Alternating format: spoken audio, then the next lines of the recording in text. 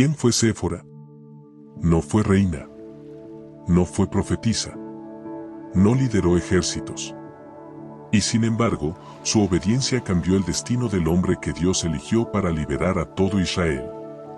Su nombre apenas aparece unas pocas veces en la Biblia. No tiene un libro dedicado a ella. No tiene un cántico como Débora, ni una celebración como Esther. Pero entre las líneas del relato sagrado está la huella de su fe. Séfora era madianita, hija de un sacerdote extranjero llamado Jetro. No pertenecía al pueblo del pacto. No había crecido con las promesas de Abraham ni con las leyes de Jacob.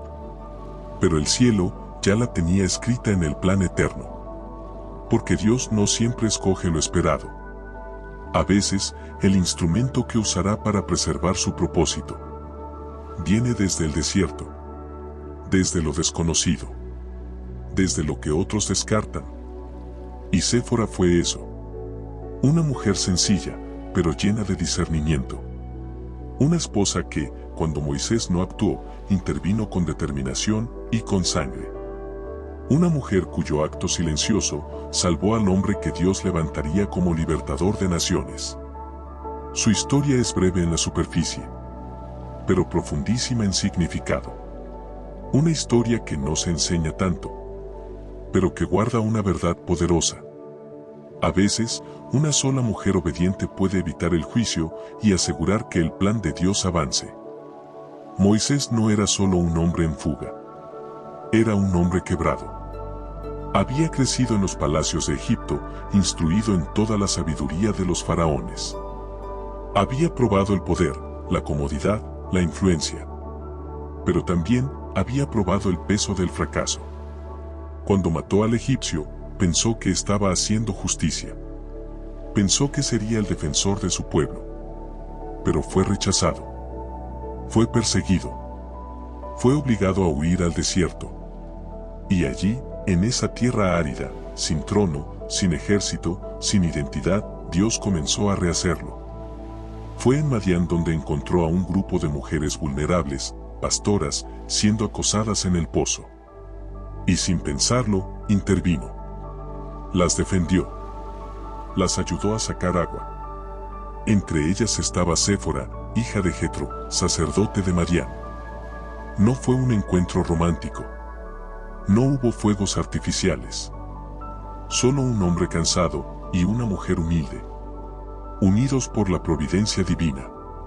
Jetro, al enterarse de lo que Moisés había hecho, lo recibió con gratitud. Le abrió su casa. Le dio trabajo como pastor. Y con el tiempo, le dio a su hija como esposa. Moisés, el expríncipe, se convirtió en un pastor en tierra extranjera. Y Séfora se convirtió en su compañera. Pero ella no era hebrea. No tenía el trasfondo espiritual de Israel. No venía de la promesa, sino de la periferia. Y, sin embargo, fue elegida por Dios para formar parte del proceso de redención. Porque Dios no mira el origen. Dios mira el corazón. En esos años en el desierto, mientras Moisés cuidaba ovejas, Séfora cuidaba su hogar. Mientras Moisés desaprendía el orgullo de Egipto, Séfora aprendía el lenguaje del silencio, del discernimiento, de la obediencia. Ella vio cómo Dios vaciaba al hombre que un día sería libertador. Y aunque no aparece dando discursos, estaba allí, apoyando, observando, acompañando, aprendiendo a confiar no solo en su esposo, sino en el Dios de su esposo. Séfora no fue una simple espectadora en la vida de Moisés. Fue parte del fuego que lo forjó. Porque a veces, los grandes libertadores necesitan mujeres que no hablen mucho, pero que escuchen a Dios profundamente. Después de años en el desierto, cuando Moisés había dejado atrás su identidad egipcia, cuando ya no era príncipe, ni héroe, ni vengador, fue entonces cuando Dios lo llamó. Desde una zarza que ardía, pero no se consumía, una voz eterna lo sacudió desde adentro. Ve a Egipto. Libera a mi pueblo. Moisés tembló. Dudó. Pero Dios le respondió con poder, con paciencia y con promesa. Y así, con su bastón en mano, su esposa a su lado y sus hijos montados en asnos, Moisés comenzó el camino hacia su llamado. Todo parecía estar en orden. El viaje había comenzado. La obediencia estaba en marcha. Pero entonces ocurrió lo impensable. En medio del trayecto, en un lugar donde decidieron descansar, el texto dice algo estremecedor. Y aconteció en el camino, en una posada, que Jehová le salió al encuentro y quiso matarlo. Éxodo 4:24. ¿Matarlo? ¿A Moisés? ¿El hombre elegido para liberar a Israel? Sí. El mismo Dios que lo había llamado. Ahora estaba por juzgarlo.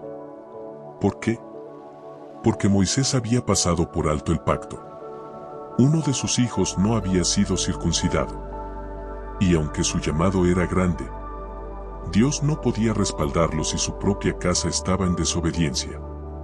El libertador de Israel estaba a punto de morir por no haber cumplido la señal del pacto de Abraham. Y en ese momento de juicio, Séfora actuó. Ella no preguntó, no argumentó, no esperó explicaciones. Discernió en el espíritu lo que estaba ocurriendo. Entendió que la vida de su esposo estaba en riesgo, no por un enemigo visible, sino por una falta espiritual. Y sin dudarlo, tomó una piedra afilada. Circuncidó a su hijo con sus propias manos. Y con esa sangre, tocó los pies de Moisés y dijo: ciertamente tú me eres un esposo de sangre. Ese acto detuvo el juicio. El ángel de la muerte se retiró. Dios se apartó. Y el camino hacia Egipto fue liberado. Lo que Séfora hizo no fue solo un rito. Fue una intercesión. Una declaración. Una cobertura de sangre para preservar el propósito. Porque lo que Moisés no había hecho por temor, omisión o cultura, Séfora lo hizo con determinación. Ella no era parte del pueblo del pacto, pero actuó como si lo fuera. Ese momento fue una sombra profética, un anticipo de lo que siglos después ocurriría en una cruz, donde el juicio de Dios también sería detenido. Por sangre. Moisés fue el elegido. Pero ese día, Séfora fue el instrumento que evitó que el llamado muriera en la puerta. Porque hay momentos en que el siervo de Dios puede estar ungido, tener palabra, tener misión, y aún así estar en peligro por desobediencia no resuelta. Y ahí entra la obediencia callada de alguien que discierne lo espiritual más allá de lo visible. Séfora no predicó, no profetizó, no lideró, pero con un solo acto sostuvo el destino de Israel en su curso. Séfora no era una predicadora, no tenía una visión del cielo, no escuchó una voz desde la zarza, pero sabía lo que estaba pasando, no con los ojos, sino con el espíritu. Y en ese momento, cuando el juicio de Dios descendía sobre su casa, cuando Moisés estaba paralizado, cuando su hijo era la evidencia de una omisión espiritual, ella se levantó. No como una mujer escandalosa, no como una esposa religiosa, sino como una intercesora. Y su herramienta no fue un discurso, no fue una súplica, fue una piedra y sangre. Tomó a su hijo, lo circuncidó ella misma con una piedra afilada, y con la sangre tocó los pies de Moisés, el libertador. Y pronunció una frase tan extraña como poderosa: ciertamente tú me eres un esposo de sangre. En ese instante, el juicio cesó. Dios se apartó. El camino quedó libre. ¿Qué significa esto? Para muchos, este pasaje es confuso. ¿Una mujer circuncidando? ¿Una amenaza de muerte a Moisés? ¿Un Dios que interviene violentamente? Pero lo que ocurrió ahí fue una lección espiritual profunda. Moisés no podía guiar al pueblo hacia la libertad si en su casa había desobediencia. No podía representar el pacto si en su hijo no estaba la señal del mismo. Y entonces una mujer extranjera recordó al hombre del pacto cuál era su responsabilidad. En otras palabras, Séfora preservó el llamado mientras lo cubría con obediencia. Ese acto fue más que cultural. Fue profético. Porque siglos después, otro esposo de sangre vendría. Otro que sería tocado con sangre en sus pies. Otro que intercedería para detener el juicio. Su nombre, Jesucristo. El Hijo del Dios viviente, quien también sería circuncidado en el corazón de su pueblo. Y cuya sangre, esta vez perfecta, no solo detendría la muerte momentáneamente, sino que la vencería para siempre. Lo que Séfora hizo en un instante, Jesús lo eternizó en la cruz. Moisés fue llamado por Dios, pero su propia familia estaba en desajuste con el pacto. Y antes de enviar a su siervo a liberar a millones, Dios lo detuvo por uno. ¿Por qué? Porque no se puede liberar a otros cuando la propia casa está en desobediencia. Y fue Séfora, no Moisés, quien discernió la urgencia, quien asumió la responsabilidad, quien manchó de sangre los pies del libertador para preservar su vida y su llamado. Séfora no buscaba protagonismo. Su nombre no aparece más adelante como líder. No compone cánticos. No hace milagros. No libera naciones. Pero en un momento de oscuridad, hizo lo que el llamado no pudo. Actuó cuando el llamado titubeó. Y por eso, su historia quedó marcada en el libro eterno. No por ser perfecta, sino por ser obediente. A veces Dios no busca héroes visibles. Busca corazones sensibles. Personas que escuchen lo que nadie más oye. Que se muevan cuando otros dudan.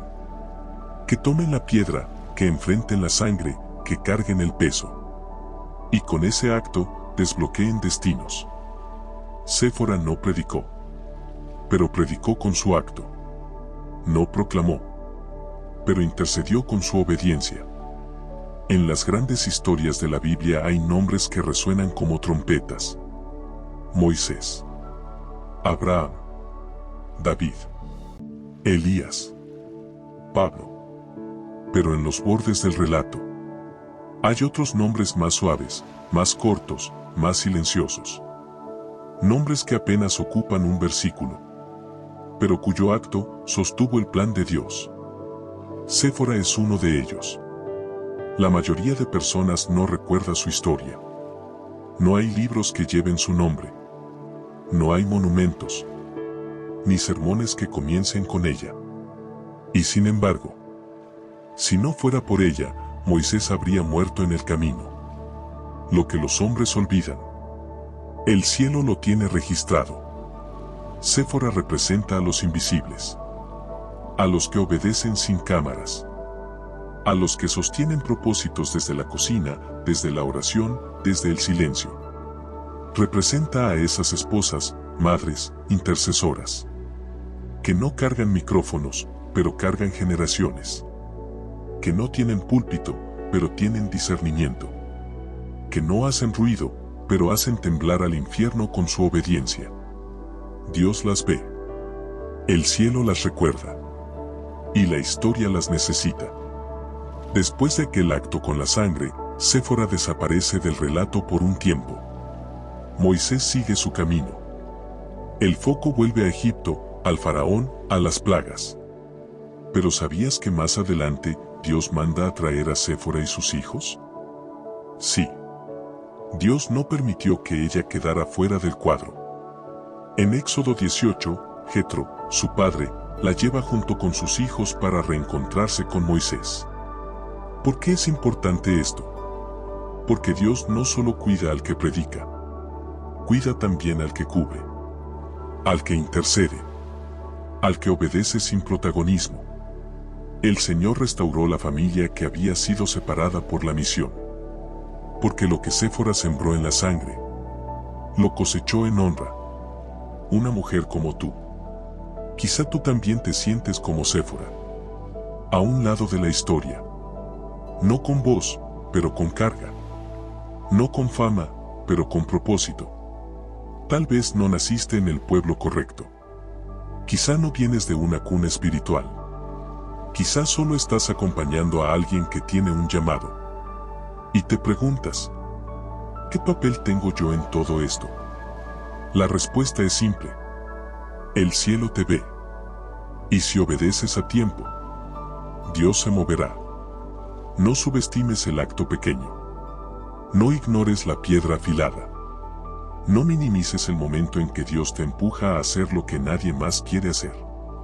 Porque ese instante, ese gesto, ese acto de obediencia, podría ser lo que salve el llamado de alguien. Podría ser lo que interrumpa el juicio.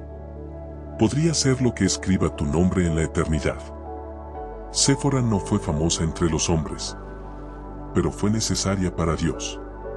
Y tú también lo eres. Si esta historia tocó tu corazón, dale like, comenta Señor, hazme sensible como Séfora. Y suscríbete para más historias olvidadas, que el cielo jamás dejó de recordar.